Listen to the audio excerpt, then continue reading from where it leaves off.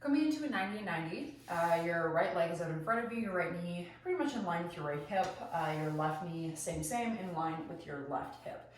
Now, if you're having a hard time sitting up, maybe try bringing your right knee, so your front knee, a little wider than your hip. That's totally fine. This mine's a little bit wider here. And then find activation through your lower body. So bring your toes more towards your shins, come into more of a dorsiflexion, and push down into your front shin, push down into your back shin, and start to flex your left glutes. Good. Your abs are going to be very active here, sitting up nice and tall.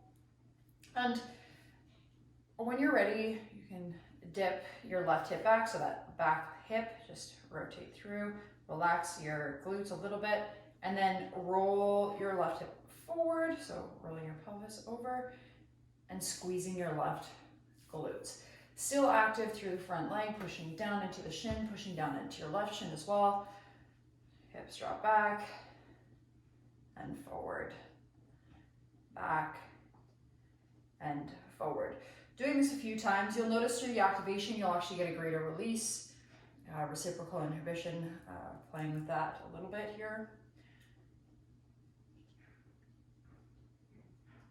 And when you've done this a few times, or when you feel things start to release a little bit, come forward, so bring that left hip forward, squeeze your left glutes, roll your right hip back, so it's like you're rolling your pelvis more under you, and your chest slowly starts to lower forward. So it's more like your lower ribs, your diaphragm moves towards your front thigh.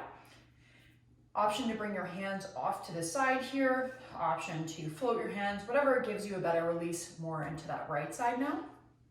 Still squeezing through your left glutes, lengthen through, and you're welcome to start to hinge a little bit more forward, long through your spine, soft through your shoulders. Just giving yourself a few breaths. You're welcome to oscillate side to side. You can start to play with the rotation a little bit, rolling your shoulders forward and back. Again, just kind of letting yourself explore what you need here. All the while you're still very active through your lower body, not just dumping down into the ground. Nice. And from here, lift yourself up so your shoulders are more on top of your hips. And we'll come into your heel taps. Option, you can place your right hand on the ground if you're really having a hard time balancing, but just try and adjust a stable base where you don't have to use your hands. And when you're ready, your left heel comes forward and taps, and then goes back. Taps and goes back. Good, so another way you can do it is pushing down into your front shin. Heel comes forward and back, forward and back. Good. You're welcome to, again, move into any static stretches that you would like, and you can switch sides, doing exactly the same thing. So again, setting yourself up for success. Pushing down into your shins, sitting up nice and tall. And again, you might have to have a slightly different base position for your 90-90 on one side to another. That's fine. Just negotiate with what your body needs today. So finding that connection with the floor, both shins, sitting up nice and tall, and dropping your right hip back this time, so softening through the glutes, and then driving your pelvis forward, rolling your right hip more to the right, dropping it back a few times.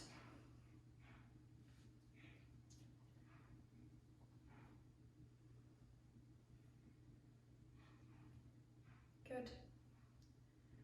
And again, when you're ready, you can come into that hinge position, hands off to the side if you want. Maybe draw your elbows up a little, dropping your shoulders, adding a little bit of movement through your torso, but still making sure that you are keeping that connection with your front shin, flexing your right glute.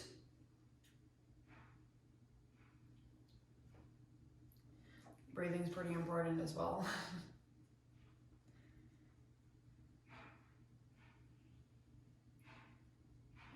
And we're here for 3, 2, and 1. Bring yourself up. Sitting up nice and tall. Again, your hand position, you can bring your hands up, you can bring your hands to the floor. I recommend rooting your front shin down though. So placing your hands on your front shin. I place my left hand just on my knee there, and then my right on my ankle. And slowly bring your right heel into tap, and then back behind. Tap, back behind, tap, back behind. So you'll notice your obliques are very much involved in moving your heel forward and back. It's totally normal. This is a great set to do before squats, RDLs, any kind of, well, it's pretty great to do most times. So highly